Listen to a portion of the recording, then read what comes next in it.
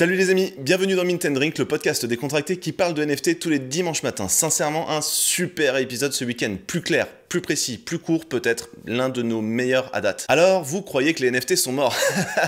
Yuga Labs pense l'inverse et continue ses emplettes en plein bear market. Elle met la main sur 10KTF, l'un des projets de Beeple qui n'aura plus de secret pour vous. Dans la seconde partie de l'épisode, on revient sur Nike qui lance enfin sa plateforme .swoosh. En quoi est-ce une stratégie exemplaire d'activation Web3? Mais c'est pas tout, parce qu'on va aussi vous parler d'Adidas, des royalties, de CR7 avec Binance, d'Azuki qui se lance en Formule 1, de Justin Bieber, de Sony, de Givenchy, de Harry Potter. C'est parti!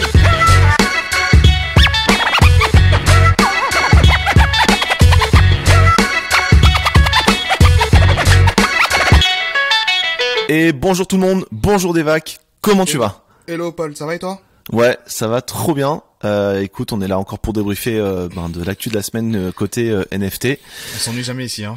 On s'ennuie jamais. Et pour commencer, n'oubliez pas que on vous a chopé des réducs pour la NFT Paris, le plus gros événement NFT en France qui aura lieu fin février au Grand Palais éphémère, 24-25 ou 25-26 24-25.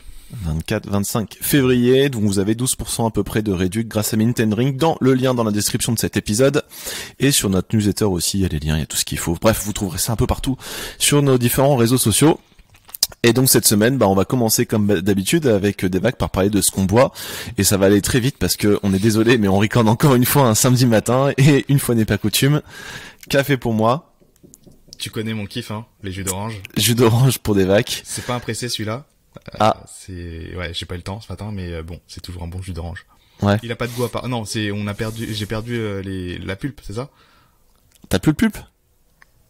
Tu mets pas la pulpe dedans? Tu la bois pas? Non, j'aime pas. Moi, j'aime pas, moi. T'aimes pas? Oh non. Oh, j'adore, ouais. ça donne un peu de mâcher, c'est délicieux.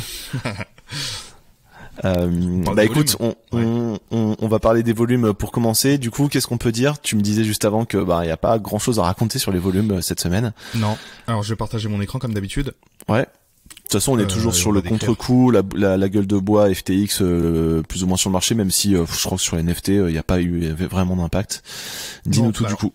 Tu vois là, donc sur les 7 derniers jours, moi donc là sur le screen que je partage, on a les volumes d'Ethereum, donc c'est vraiment les volumes des NFT sur le protocole Ethereum par jour. Donc là tu vois sur la semaine dernière, on était sur un bottom assez dans les 10 millions par jour environ. Ouais. On a fait un pic à 20 millions. Je sais, est-ce que c'est à cause d'Art Gobbler? Je sais plus en fait. C'est certainement Art Gobbler, oui. C'est certainement Art Gobbler le 4 novembre. Ouais. Et on est remonté un petit peu plus depuis la crise. Là, on est remonté un petit peu plus. On est entre, on va dire, 11 millions et 16 millions par jour. Ah, ok. On va regarder justement juste après sur OpenSea les top collections NFT, mais notamment il y a eu le pass super rare qui a décollé cette semaine et qui a absorbé énormément de volume en fait sur le protocole Ethereum. Donc ah ouais, ok. D'accord. Et t'as aussi les Bored Ape mutants, etc. qui ont bien rebondi. En fait, on va parler rapidement de Franklin les aussi. Bored Ape, t'as raison, il y a Franklin, mais c'est vrai que le Bored Ape, etc. Ils arrivent à maintenir un volume stable sur l'écosystème parce que c'est des blue chips et que ça s'échange assez facilement, surtout en période de crise. Yes. Mais oui, t'as raison, il faut qu'on couvre le sujet Franklin.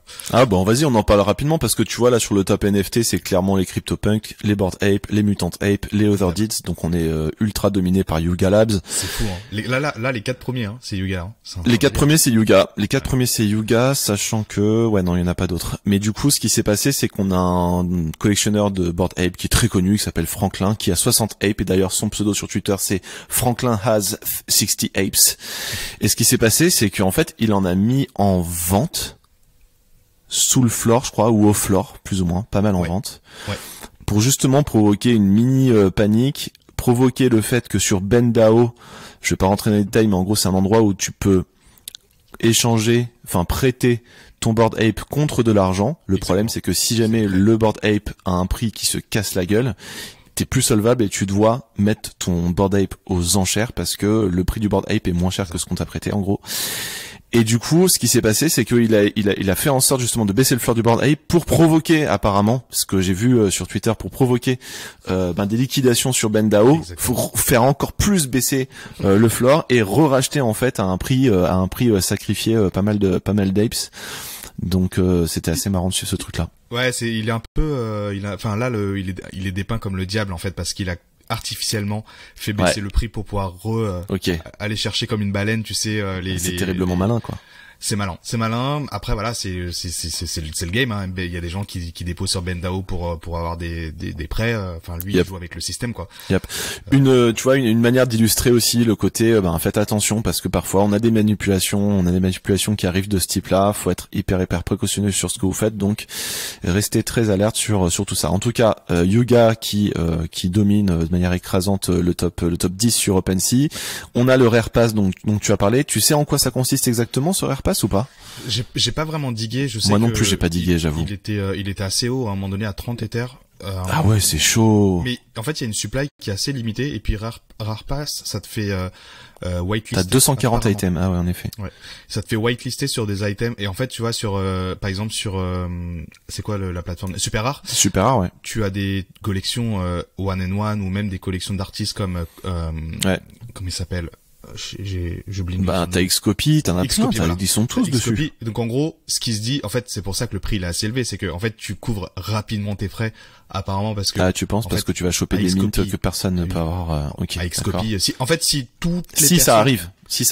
Continuent à donner de la valeur à ces artistes.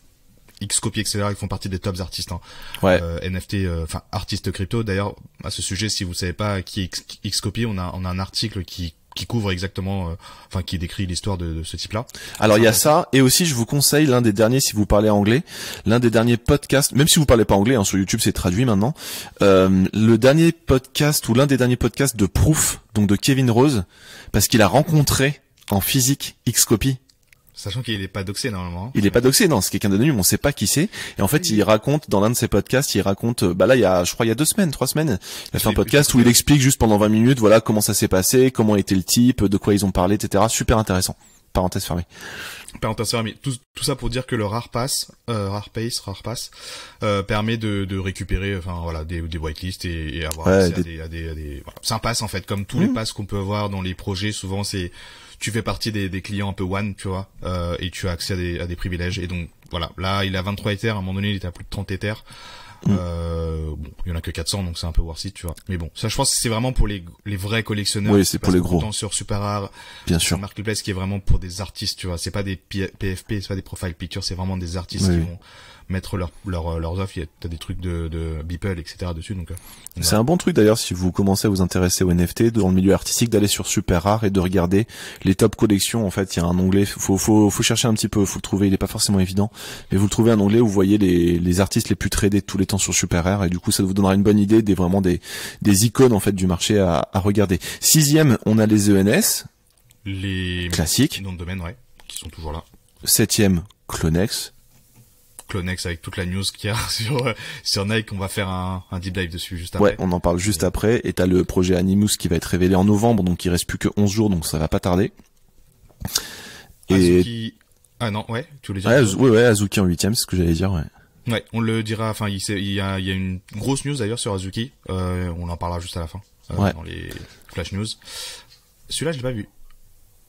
Non, non plus. James Merrill. Alors désolé tout le monde, c'est vrai qu'on a un podcast qui parle de NFT, mais c'est pas notre métier.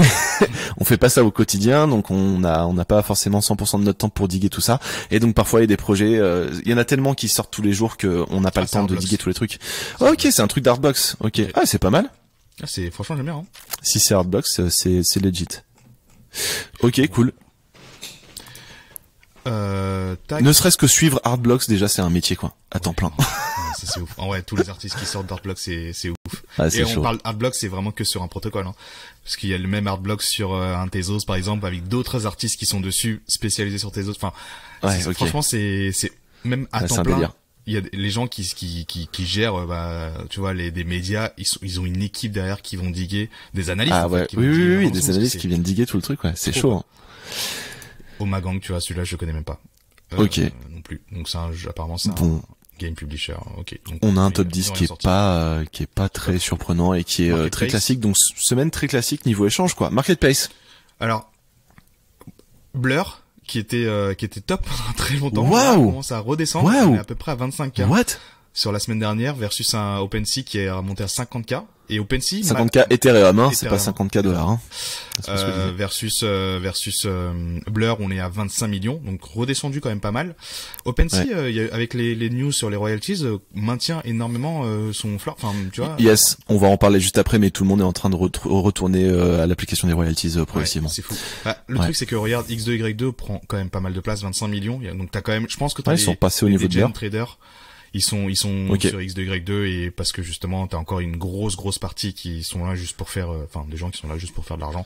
Donc Blur, t'as le phénomène Art Gobbler qui les a fait exploser la semaine dernière, mais maintenant le soufflet est retombé tout aussi vite, on dirait.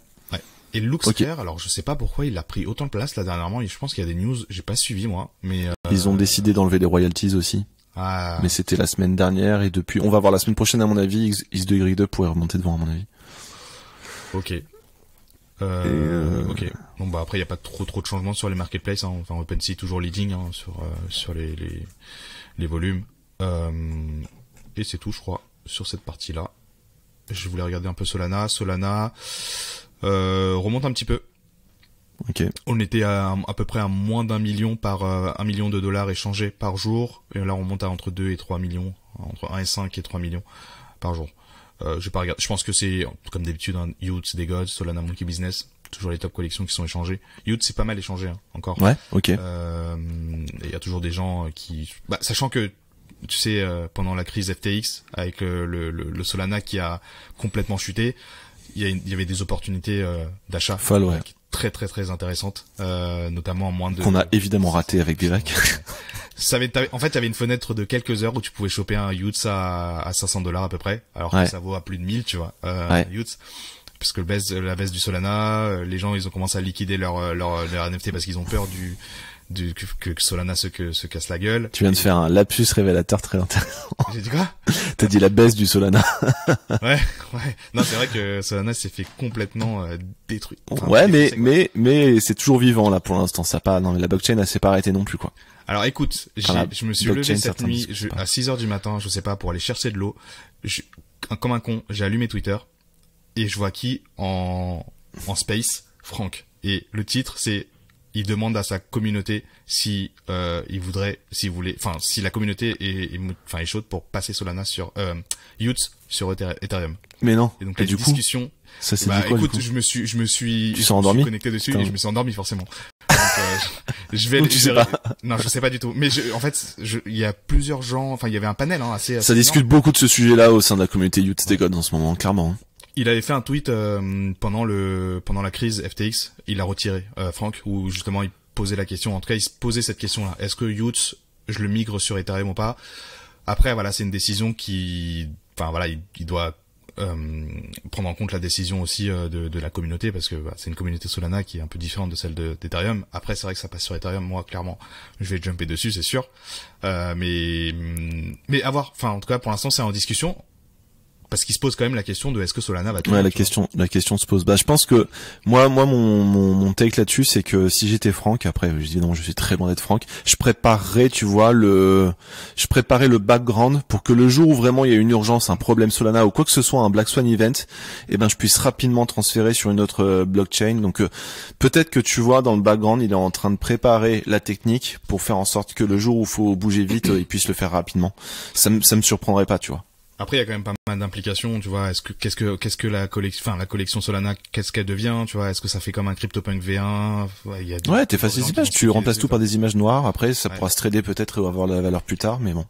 On sait jamais, quoi. Si un truc s'arrête complètement ou s'il marche plus. Bon, bref. Donc, du coup, ok, pour les volumes et les collections, il y a rien de très notable. T'avais d'autres graphes ou des trucs à charger? Non, j'ai rien d'autre. Les whales, si tu veux, on peut regarder rapidement les whales sur 7 jours. Artblocks. Artblocks toujours. Artblocks. Deuxième derrière OtherDeeds. Et ils ont tradé pas mal d'OtherDeeds, c'est intéressant parce que c'est vrai que t'as eu un bottom sur OtherDeeds à moins d'un Ether, c'était assez violent. Hein. Du coup les whales, hop là, je ramasse. Tout. Ok. Je prends des terrains. Rare Pass, Mutant, et après je pense qu'il y a le projet Adidas, tu vas en parler juste après. Après attention, c'est 7 ventes, il y a eu 2 ventes je crois. Il y a pas eu beau. Ouais, c'est juste 2 whales qui ont ramassé des gros trucs, voilà. Ouais. Ok, intéressant. Non. Pas de gros changements. On parle de Nike du coup pour commencer ou d'autres choses? Écoute, je voulais passer sur un petit article de Bankless.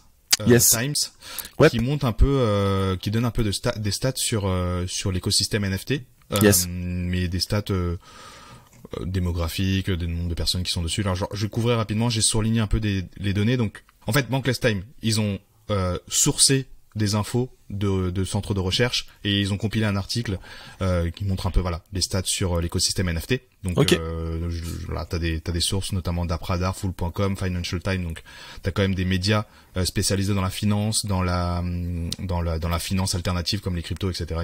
Donc, au niveau du consulting. Pas mal de stats assez intéressantes, notamment donc 2021. Ils ont ressourcé justement 360 000 personnes qui avaient des NFT, qui représentaient 2,7 millions de NFT au total. Ok. Donc t'as une moyenne de un peu moins d'une dizaine de NFT par personne. Par personne, 8. Exactement. Et en fait, parmi tous ces investisseurs, 9% possédaient 80% de la valeur du marché. Donc en fait, on n'est pas loin de la loi de Pareto là, les 20-80. Oui. Donc c'est énorme en fait. Donc 32 000 wallets possédaient 80% du market share en 2021. Donc on parle vraiment de la peak bull quoi. Bah je dirais, tu vois, le peak bull, moi je le voyais plus il est plutôt en janvier, entre janvier et mars 2022. Là c'est les débuts, le lancement de Bored Ape, les mutants, etc. C'est là où le bull run a commencé en fait. Donc au début on parle de 360 000 personnes qui possèdent des NFT dans le monde entier. 2022, il y a eu des surveys qui ont été lancés au UK notamment. 3,3% de la population anglaise annonçait qu'ils voulaient acheter un NFT dans le futur. 78,8% de la population n'ont jamais entendu parler de NFT. Donc c'est quand même assez important quand même. 3,3%. Ouais, c'est intéressant. C'est la population anglaise déjà. Le pays numéro 1, c'est Nigeria. 21% de ce pays, de la population, ont annoncé qu'ils voulaient acheter des NFT. C'est énorme. Alors j'ai entendu parler effectivement dans le milieu à Paris du fait qu'en Afrique il y avait beaucoup de personnes qui s'y intéressaient et beaucoup de personnes qui étaient très calées, pas seulement sur acheter, revendre, etc., mais même sur la technicité, etc., quoi. Je pense qu'ils ont compris. Après, c'était quand même pas mal de pays où il y a pas mal de corruption en Afrique et donc du coup. La population en fait investir dans la crypto notamment, tu vois, dans le Web3, crypto, NFT, etc. Ça permet de prendre le contrôle justement. En fait, tu deviens souverain de tes fonds et t'as un peu plus de contrôle sur la currency, etc. Donc, je pense j'avais vu un article justement, une interview de ça. Et du coup, la population très jeune, elle commence à énormément diguer, s'éduquer autour du je trouve que ça pourrait être un sujet de documentaire, ce genre de truc, de partir justement dans ces pays à la découverte de ces gens-là dont on parle pas qui pourtant sont aussi des acteurs de cet écosystème parce que c'est un système complètement globalisé, mondial, où on s'en fout de où tu viens, qui tu es, etc. Intéressant. 24 milliards de volume tradé en 2021 versus 95 millions tradés en 2020. Donc c'est vraiment ça montre le scale à laquelle en fait 2021 était complètement c'était trop vite en fait.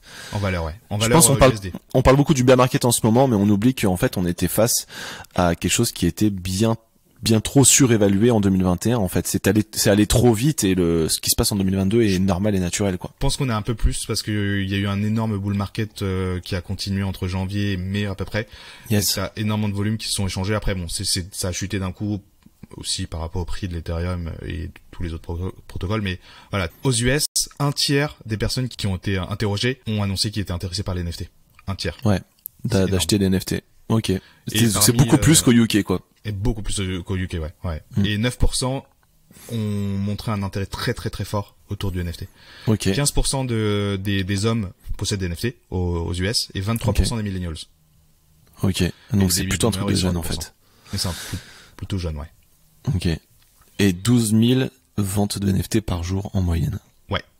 Avec un average à $2,000. Ah ouais, c'est énorme.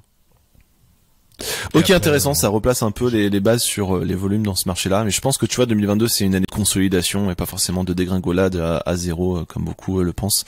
Même s'il faut faire le tri entre les différentes collections, il y en a qui sont toujours stables et toujours là, il y en a qui s'écroulent en effet à zéro.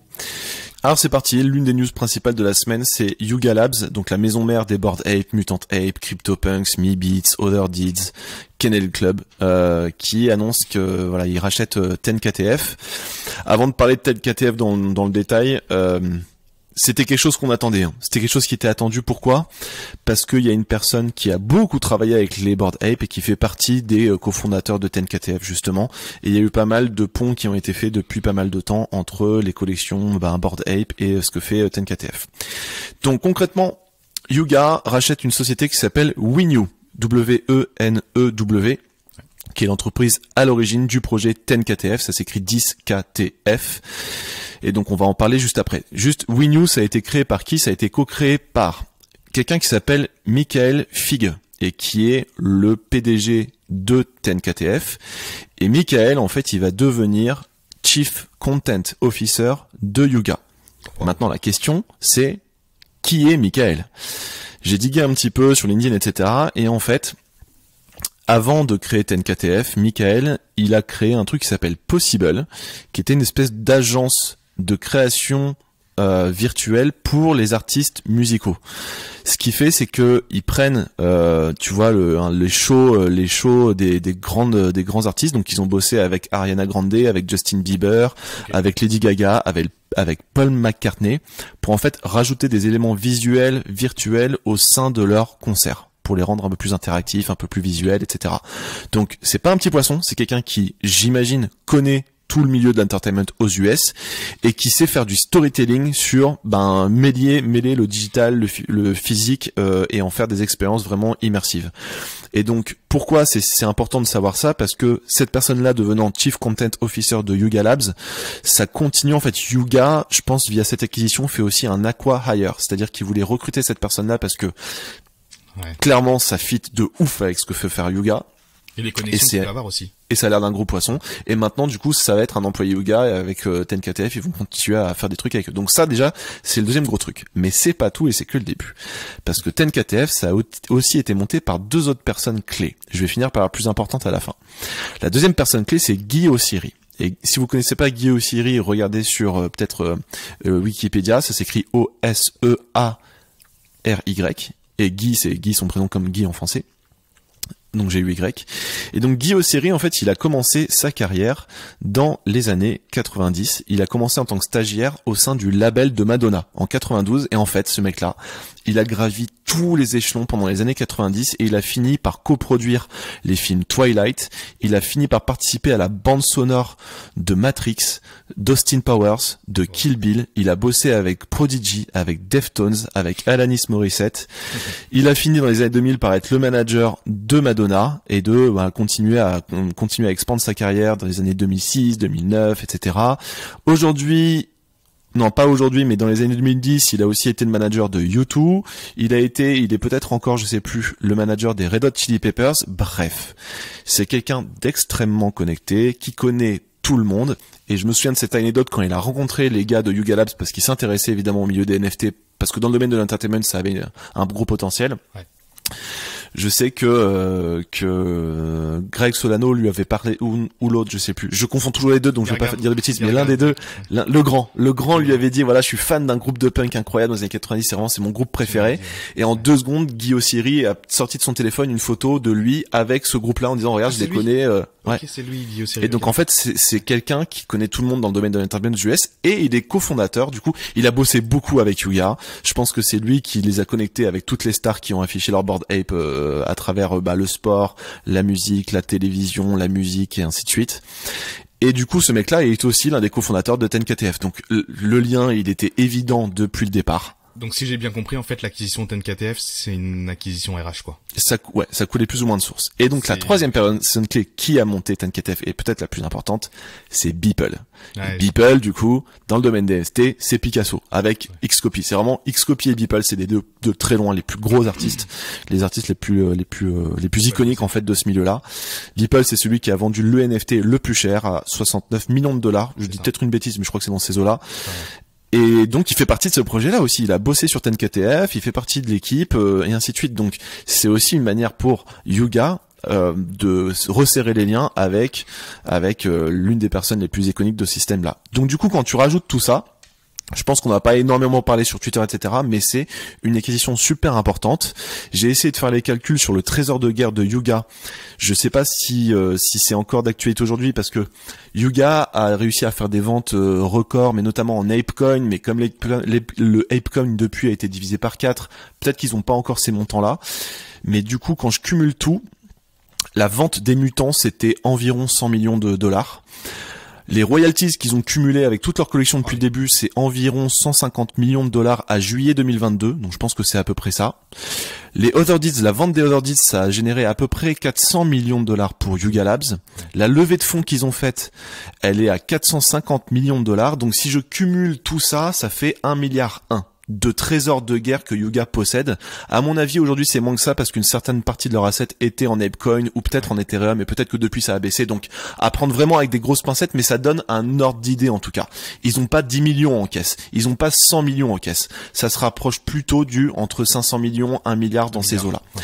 Et donc ce trésor de guerre qu'ils ont, évidemment, en bear market, ils vont le mettre, ils vont l'utiliser à bon escient pour réaliser des acquisitions clés. Et clairement, celle-là en fait partie. Et c'est une acquisition pour moi qui est très importante en matière de personnes, parce que Guy Ossiri, le Michael dont j'ai parlé au début, et Beeple, c'est quelque chose que personne d'autre peut s'offrir, quoi. C'est pour ça que je me suis dit, mais pourquoi ils achètent TenKTF en termes de projet? Parce que moi, je me suis arrêté au maintenant, tu sais. TenKTF, tu vois. Mais en fait, c'est vraiment toute l'équipe derrière qui veulent intégrer complètement dans l'écosystème Bored Ape, et enfin tout l'écosystème. Exactement. Pour moi, c'est ça l'info à retenir. Maintenant, peut-être KTF, c'est quoi? Je vais décrire très rapidement. En gros, il ressemble un peu à Artefact, vite fait, parce qu'ils vont créer en fait des accessoires pour les PFP. Donc, ils ont des vestes, des casques, des armes aussi, parce qu'ils prévoient d'avoir des trucs peut-être un peu plus gaming. D'ailleurs, il y avait eu un rapprochement à un moment donné entre Otherside et TenKTF. TenKTF est l'un des seuls autres, à part Yuga, c'était l'une des seules à avoir fait des ventes en ApeCoin justement, donc il y avait déjà des rapprochements qui avaient été faits. Et du coup, ils ont fait aussi une collab avec Gucci où tu pouvais acheter un bout de tissu Gucci. Si tu mergeais ton bout de tissu avec ton Cool Cat, pouf, ça fait en sorte que ton Cool Cat avait une chemise Gucci. Donc ils avaient fait des choses interactives assez marrantes là-dedans, quoi. Ils travaillent avec des gros, hein, parce que regarde Gucci, j'ai vu d'autres marques aussi de luxe qui sont passées sur. Ils ont bossé avec Vuitton aussi à un moment donné, mais ça c'est WinU, c'est pas TenKTF. Oui, c'était un projet à part côté WinU. Donc là ils sont en train de merger gaming, fashion, entertainment. Et storytelling. Et storytelling, parce que ce qui s'est passé, ça j'étais pas là à cette époque-là, donc j'ai pas trop suivi malheureusement, mais ce qui se passait c'est que TenKTF avait des drops très réguliers, environ toutes les semaines, avec des nouveaux items que tu pouvais acheter. À chaque fois les items ils sont blancs, donc t'achètes par exemple un casque qui est tout blanc, c'est seulement une fois que tu le merges avec ton World of Women que ton casque va se décorer avec ton World of Women, avec les couleurs de ton World of Women, etc. Donc tu peux sur OpenSea acheter des items blancs de TenKTF qui s'appellent des... Je vais retrouver ça dans pas si longtemps. Je vais vous retrouver le nom dans pas si longtemps, je pense, j'espère. C'est intéressant quand même. Et donc du coup, une fois que tu le fusionnes, bah là tu peux. Voilà, ça s'appelle la Stock Room. Donc le TenKTF Stock Room, c'est les items blancs. Une fois que tu achètes ça et que tu le merges, et ben t'as un nouveau truc qui se génère. Et donc les collections qui sont compatibles avec TenKTF, il y en a plein. Il y a ON1 Force, il y a Bored Ape, Kennel Club, les Bored Ape Yacht Club normal, les mutants évidemment, les Cool Cats, les Cryptos, CryptoPunks, Forgotten Souls, Gutter Cat Gang, Meebits, Moonbirds, Nouns, Pudgy Penguins, Forgotten Runes, Wolf Game, World of Women et World of Women Galaxy. Donc en fait, ils ont rendu disponibles leurs accessoires avec plein de collections iconiques du milieu des NFT. Et donc ce que je disais, c'est qu'il y avait des drops chaque semaine avec à chaque fois une vidéo, un storytelling, etc. Donc ils ont créé ce personnage de Wagmi-san qui est en gros un artisan tokyoïte, donc qui habite à Tokyo. Donc ils ont inventé une ville qui s'appelle Neo-Tokyo, je crois, ou c'est la nouvelle ville de Tokyo, quelque chose comme ça. Ouais, c'est New Tokyo, c'est ça, où Wagmi-san, c'est l'artisan le plus réputé. Donc il y a tout un univers fictionnel autour de ça, où tu vas choper des accessoires qui sont créés par ce fameux Wagmi-san. Voilà, j'ai résumé le truc. Ouais, franchement parfait. Moi j'avais pas du tout suivi le projet, donc là, pour le coup, moi j'ai tout compris là, plus ou moins. Donc c'est assez complexe parce que t'as plein d'items. Du coup, tu te retrouves avec des cool cats qui ont des trucs Gucci, des mutants qui ont des casques d'armes, nanana. Donc c'est vrai qu'il y a plein de collections différentes, un peu à la manière de Artefact. Tu sais, faut vraiment diguer avant de comprendre pourquoi t'as un pigeon ici, une basket là, des Clonex par là, etc. Là, c'est un peu pareil. T'as plein de trucs très différents à travers plein de collections. Donc, mais en gros, l'idée, c'est ça, quoi. Et puis sachant qu'ils sont en train de monter leur métaverse, donc ça veut dire que demain tu vas pouvoir jouer ton cool cat dans le métaverse Otherdeed avec ta chemise, t'as une KTF Gucci. Ça fait sens, ça fait complètement sens. Ils vont monter une marketplace où tu vas pouvoir échanger des.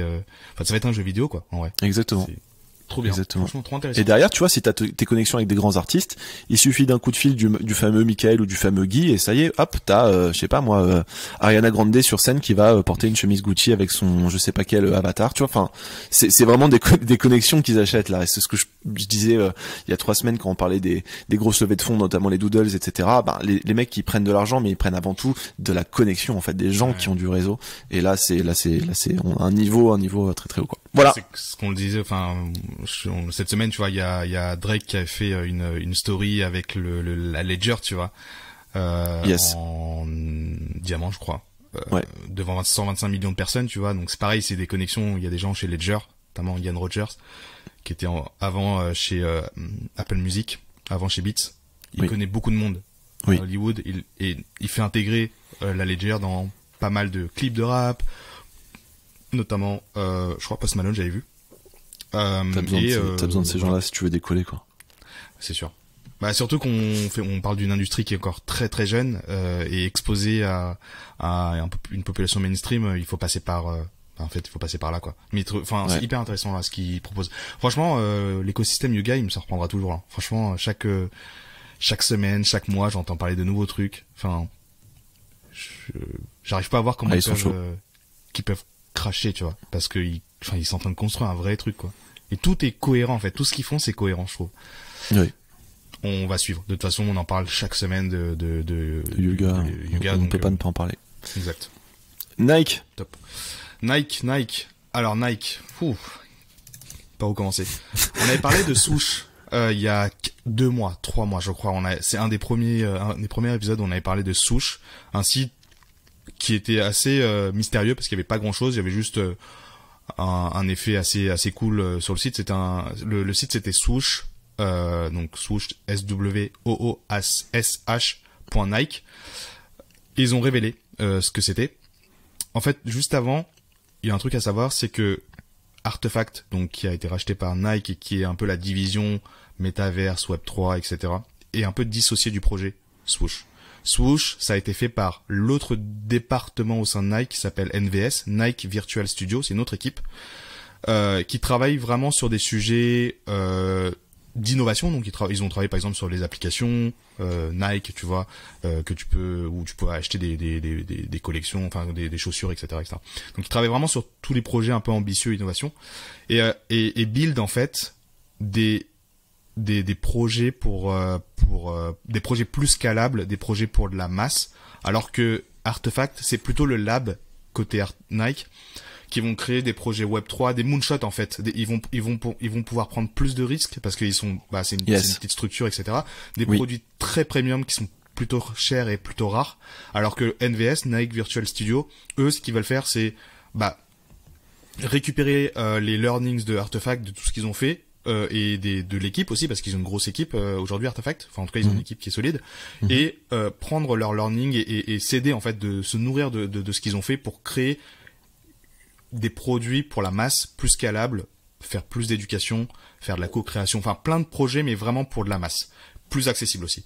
Donc du coup le projet a été vraiment fait par Nike Virtual Studio, le projet Swoosh.Nike, et je vais en revenir juste après. Et donc du coup ça leur permet de couvrir 2 marchés, un marché plus premium, crypto, Web3 addict, et un marché plutôt masse, en fait c'est le marché de Nike, quoi, en fait. Et donc du coup ils combinent leurs forces pour créer et exécuter des projets très très ambitieux. Donc tu vois, je te disais que j'étais sur le space de Nike Artefact, et donc du coup t'avais des gens de Artefact, donc t'avais Benoît et les 2 autres personnes, plus t'avais les 4 personnes de chez Nike, et ils sont partis au bout de 30 minutes, tu vois. Les équipes Artefact, ils étaient là au début pour voilà, parler un peu de la genèse et introduire un peu le truc.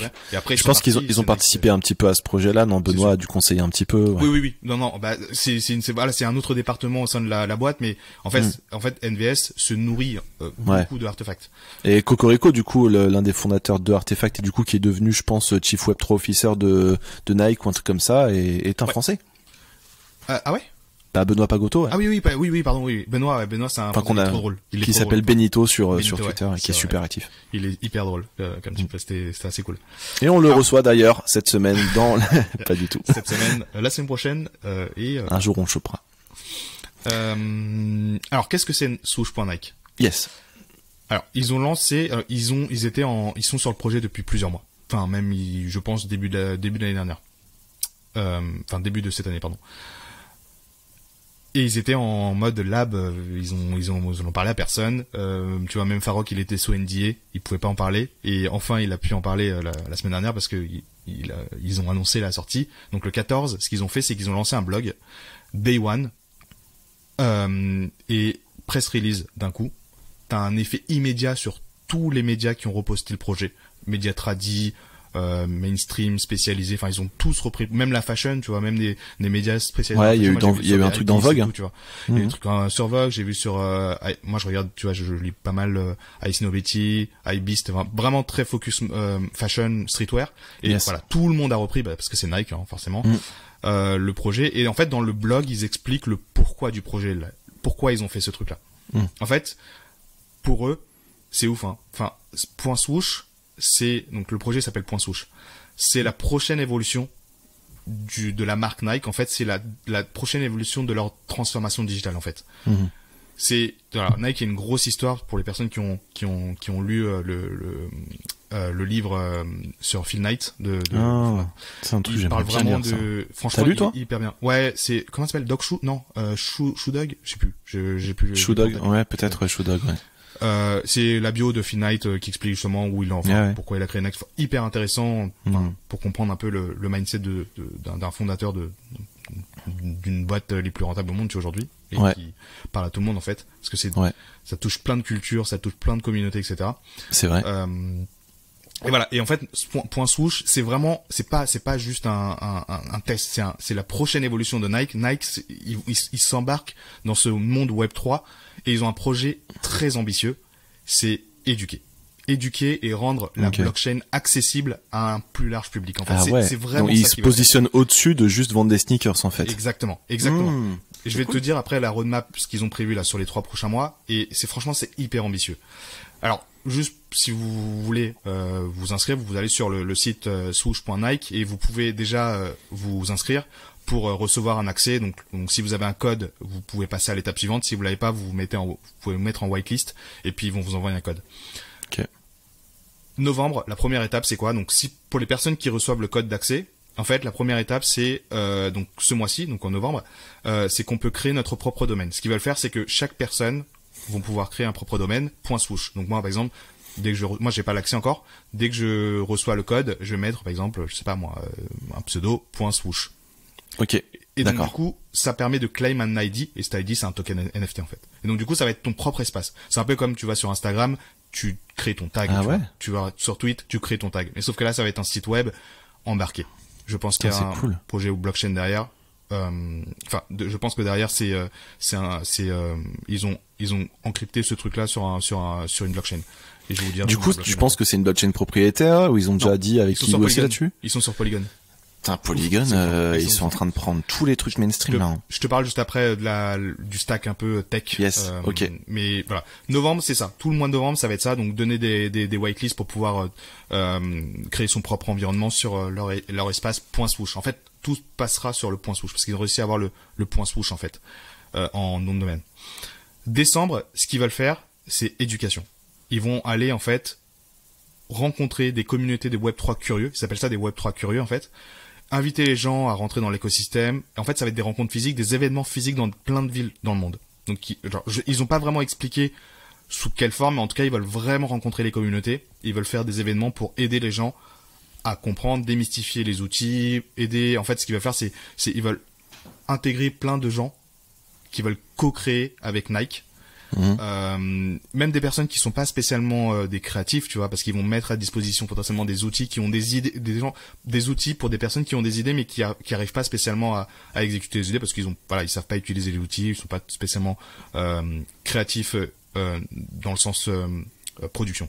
Donc, ça c'est vraiment le projet qu'ils ont en décembre. Et janvier, première collection plus marketplace où on peut acheter, trader des collections virtuelles. Donc ça va être, ils ont pas vraiment dit encore ce qu'ils allaient faire. Ouais. Et donc du coup, pendant cette période un peu janvier, ils vont vraiment prêter attention aux gens qui s'engagent beaucoup à Nike, donc à la plateforme Swoosh, à la marketplace. Voilà. Ils ont pas dit grand chose par rapport à ça, mais ils vont vraiment regarder les personnes qui aident, qui font pousser. Donc potentiellement, il y aura des récompenses par rapport à ça. Ok. Donc ça c'est vraiment la roadmap sur les 3 prochains mois, il y a rien d'autre pour l'instant. C'est trop cool parce que du coup ça c'est un moyen pour vous, si vous nous écoutez et que vous n'êtes pas non plus à fond NFT tous les jours, c'est un moyen de s'inscrire gratuitement pour un truc hyper renommé parce que c'est la marque Nike. Vous allez sur swoosh.nike, vous allez join et c'est une manière de s'impliquer, de s'intéresser au milieu un peu crypto, digital assets, digital collectibles, NFT, vous les appelez comme vous voulez, sans dépenser un rond et sans prendre aucun risque parce que derrière t'as une grosse marque.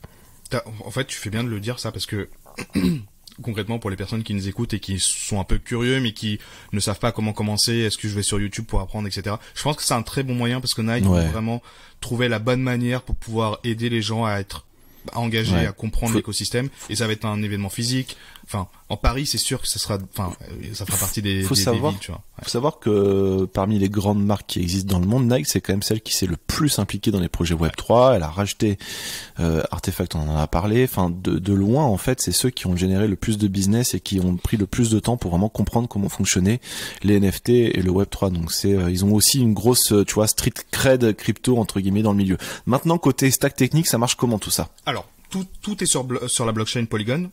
Donc ça c'est un layer 2 qui est on top of Ethereum, hein. Exactement. En fait, ils voulaient rester sur Ethereum, mais ils voulaient avoir une version plus scalable. Comme ok. Projets, donc en fait. si vous connaissez pas trop, on n'est pas là pour tout détailler. Google, Polygon, blockchain, vous allez tout étudier, vous saurez. Encore un coup, hein. Polygon, ils sont sur Facebook, enfin le Meta, groupe ouais, Meta. ils sont sur Meta. Ils ont aussi Reddit, et là ils ont chopé Nike. Franchement, c'est un gros coup. Ok. Tech stack ensuite, tout ce qui est paiement, wallet, etc. Paiement, ça se fera parce qu'à un moment donné, on va pouvoir acheter des NFT, etc. Ça va être via Stripe, donc ça va être des paiements via carte bancaire. Et le wallet, c'est BitGo. Donc ils ont BitGo. Alors je connaissais pas BitGo avant. Non, moi non plus. J'ai pas vraiment digué, mais en fait ils ont créé. Enfin, BitGo a créé un truc customisé pour Nike, pour rendre vraiment les transactions plus faciles, pour avoir plus de sécurité, etc. Vraiment, BitGo, ils ont fait une solution custom pour Nike. Ok. Et derrière, c'est trop bien parce que t'as aussi les ingénieurs d'Artefact qui doivent aussi, tu vois, passer un bout de temps avec eux pour diguer et vérifier que ce soit vraiment solide derrière. Et ils ont parmi les meilleurs experts là-dessus aussi chez Artefact, donc et solide. En termes de smart contract et marketplace, tout est fait via Syndicate.io. Syndicate.io, ils sont sur plein de projets, notamment de DAO, etc. D'ailleurs, ils accompagnent, Regredio, tu vois, sur tout leur projet Web3, notamment, ils font de la distribution de tokens, tokenomics, etc. Bien sûr. Avec Syndicate. Ok. Donc ils sont bien accompagnés, etc. Apparemment, donc ce qu'ils disaient dans le podcast, c'est que sur le projet, sur ce projet-là, point Swoosh, il y a une grosse équipe. Ils sont 45 personnes dédiées à 100% sur le projet. T'as des gens de la communauté, t'as des data scientists, t'as des mecs au design, t'as des gens au légal. Enfin, ils ont vraiment une team de 45 personnes dédiées sur ce projet-là au sein de Nike. Et après, ils ont un support de Artefact, forcément, qui est un peu une agence, hein, finalement, pour eux, sur ces sujets-là. Ouais, ok. Et du coup, t'en penses quoi? C'est ouf. Enfin, moi je trouve c'est bien, c'est un bon playbook. Pour moi, enfin, en plus ils donnent pas mal d'infos pour des marques qui veulent vraiment si vous pouvez. Tu penses qu'il y aura d'autres marques qui vont aussi être tradables via la plateforme? Ouais, ok. Alors non, je pense que ça va être que Nike. Ça va être que Nike. C'est vraiment l'écosystème Nike qui ont pas mal de choses à faire. Donc Jordan, Converse, Artefact. C'est ça. Par contre, ce qu'ils, dans le podcast, enfin pas dans le podcast mais dans le space. Pour les personnes qui nous écoutent, qui travaillent pour des marques ou en tout cas qui sont au sein des annonceurs, écoutez-le parce que franchement, il explique un peu le playbook qu'ils sont en train de créer pour les marques qui veulent se lancer dans le Web3. Et en fait, il parle vraiment de ça. Si vous voulez si une marque veut rentrer dans le Web3, comment faire, blablabla. Et en fait, je trouve pour les marques, tu vois, moi je fais je fais aussi partie d'un annonceur. Oui. Il faut vraiment regarder de très près ce qu'ils font parce que c'est un vrai playbook. Ils poussent toutes les barrières qu'il y a aujourd'hui en fait de tous les côtés pour pouvoir essayer de créer quelque chose, de fédérer des communautés. Ils parlent même plus de NFT. consommateurs, Ah, de consommateurs, ok. Ils parlent plus de consommateurs dans l'équipe NVS. Voilà, ils traitaient en Web 2, tu traites tes consos, tes acheteurs, etc. Là, en fait, ils parlent même plus de consommateurs, ils parlent de membres, de communautés, en fait. Tu vois, t'as un shift quand même, de la façon de traiter tes acheteurs, en fait. Enfin, je trouve que c'est hyper intéressant, en fait. C'est vraiment à suivre. Ouais. Et en plus, tu vois, les mecs qui parlent avec passion, enfin, les mecs, tu vois, ils sont passionnés par ça, tu vois. C'est des mecs, franchement, c'était assez, incroyable de les écouter parler parce que tu sens que c'était legit, tout ce qu'ils disaient c'était legit, et qu'ils sont là pour rester très longtemps et que c'est une transformation qui va rester et qui va changer complètement mec, je pense, dans les prochains mois à venir. Et donc en parallèle, je voulais en parler en même temps, c'est que Adidas a aussi fait son reveal sur ces items qu'ils avaient sur ces capsules et c'est pas bon. C'est-à-dire que les designs, on en pense ce qu'on veut, hein, c'est très loufoque. Donc ce sont une série de manteaux, en fait, ils ont sorti une série de manteaux. Il y en a un peu moins de 5000, ils ont fait ça en partenariat avec Bored Ape pourtant, hein, et avec Jimony, etc. Et là je regarde la collection, il y a eu un bug au reveal où en fait certains ont vu leur asset disparaître pendant 3 jours.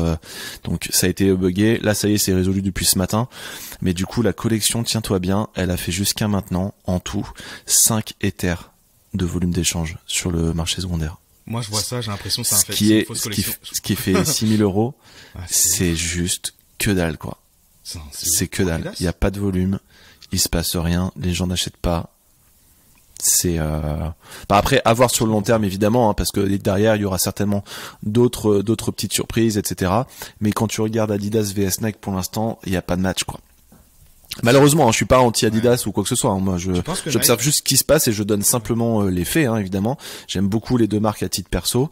Simplement, c'est vrai que là, pour l'instant, le playbook, il est plutôt côté Nike que Adidas. Mais bon, tout n'est pas fini. Et évidemment, il y aura forcément d'autres surprises à venir, quoi. Ouais, franchement, on va suivre. De toute façon, Adidas, ils vont rattraper aussi, tu vois. Enfin, quand tu regardes avec Adidas, c'est des grosses marques. Ils vont faire du test and learn, oui, bien sûr. Ils vont tester pas mal de choses. Moi, franchement, j'y crois. J'ai vu les personnes qui parlaient dans pas mal de space chez Adidas et franchement, ils sont très passionnés par ça. Ils sont calés. Ça se voit. Je suis dans le Discord, etc. et ça se voit que ils font les choses de la manière la mieux possible. Maintenant, malheureusement, ça a été un peu buggé. Et j'ai l'impression que pour l'instant, en tout cas, en termes d'échange sur Secondary, le succès n'est pas au rendez-vous. Mais bon, c'est la nuit aux États-Unis, c'est peut-être ça aussi. Peut-être que ça va se réveiller dans la fin de journée. On verra bien. La semaine prochaine, on refera un petit review de ce qui s'est passé versus cette semaine. Ouais, grave. 6000 versus combien? Ouais. Grave. On fait les flash news en 2 minutes.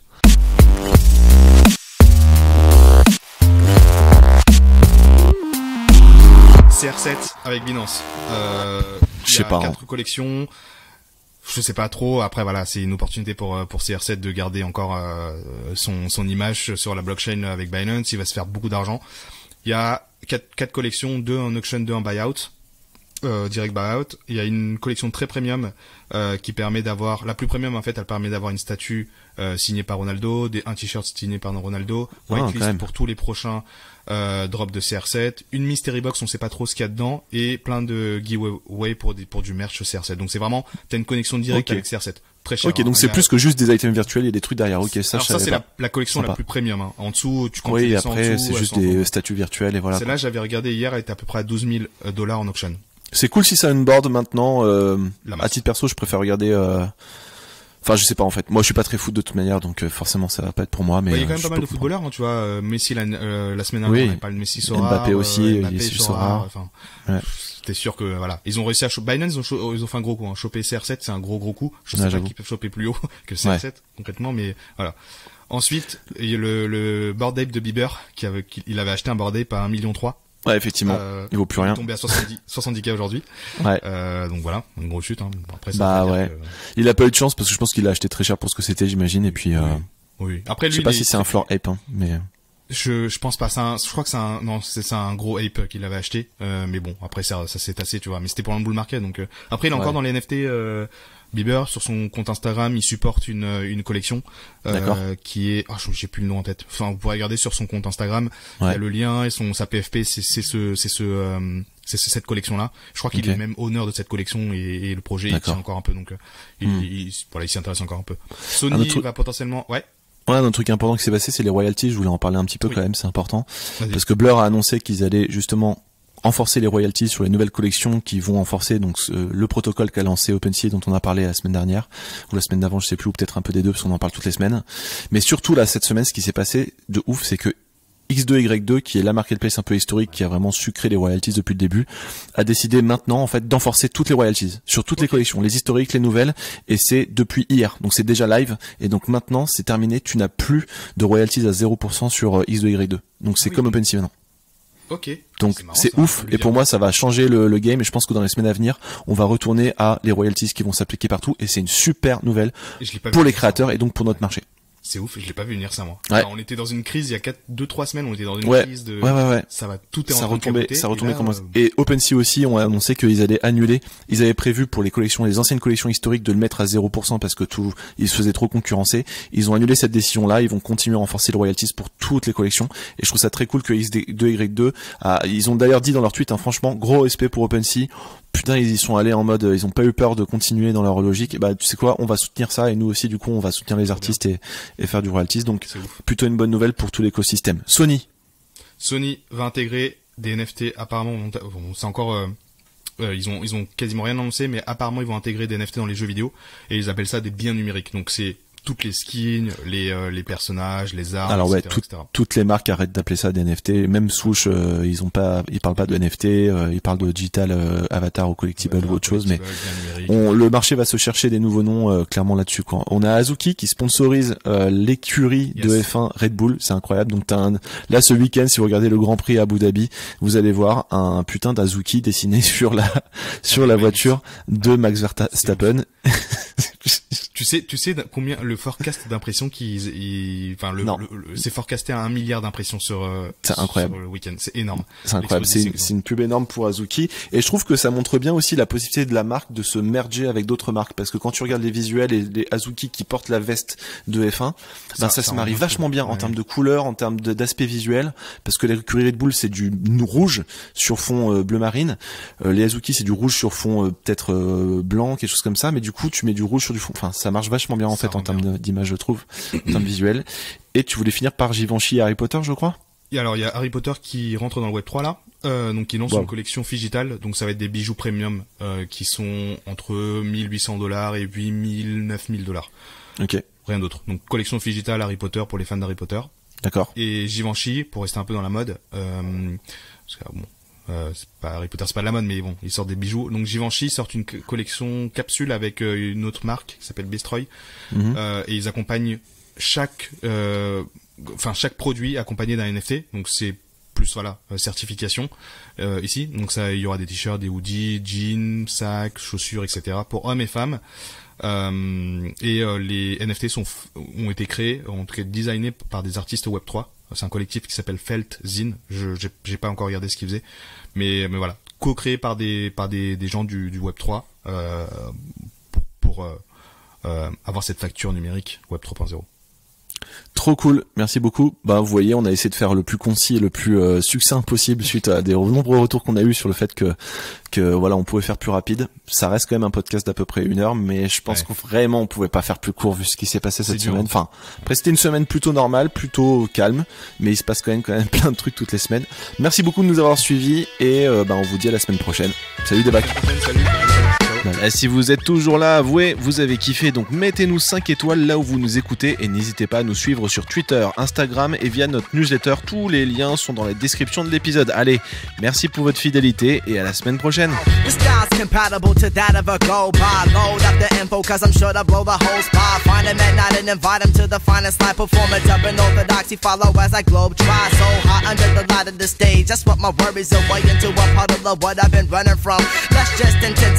Atmosphere a little more. I have the mic so my controller wants to see your hands raised.